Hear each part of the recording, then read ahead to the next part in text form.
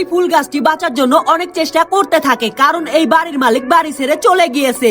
এদিকে সামনের বাড়ির মালিক তার বাড়ির সামনে পানির ব্যবস্থা করেছে যাতে তার গাছগুলো মারা না যায়। এদিকে গরমের কারণে এই বাড়িটির সামনে থাকা ফুল গাছগুলো পানির অভাবে মারা যেতে শুরু করে এবং একটি ফুল গাছ নিজেকে বাঁচানোর জন্য অনেক চেষ্টা করতে থাকে এবং এই ফুল গাছটি নিজেকে বাঁচানোর জন্য অনেক কষ্টে মাটির নিচ থেকে নিজের পা দুটিকে বের করে। এরপর ফুল গাছটি দৌড়ে রাস্তাটিকে পার করে সামনের বাড়িতে থাকা পানির কাছে গিয়ে নিজেকে বাঁচানোর সিদ্ধান্ত নেয়। তবে সে রাস্তায় পা রাখতে দেখতে পায় রাস্তাটি অনেক গরম, যার কারণে তার পা পুড়ে যেতে শুরু করে। তবে এরপরও ফুল গাছটি নিজেকে বাঁচানোর জন্য দৌড়ে এই রাস্তাটিকে পার করার সিদ্ধান্ত নেয় এবং সে দৌড়ে এই রাস্তাটিকে পার করতে শুরু করে। তবে এই রাস্তাটি অনেক গরম থাকার কারণে তার পা গুলো পুড়ে যেতে শুরু করে এবং কিছুক্ষণের মধ্যে সে ক্লান্ত হয়ে মাটিতে লুটিয়ে পড়ে। তবে তারপরও এই ফুল গাছটি হাল ছাড়ে না এবং সে নিজের সবটুকু শক্তি দিয়ে চেষ্টা করে এই রাস্তাটিকে পার করার। তবে সে অনেক চেষ্টা করার পরও রাস্তাটিকে পার করতে পারে না এবং সে পানির একদম কাছাকাছি গিয়ে অতিরিক্ত গরমের কারণে তার সব শক্তি শেষ হয়ে যায় এবং সে মাটিতে লুটিয়ে পড়ে।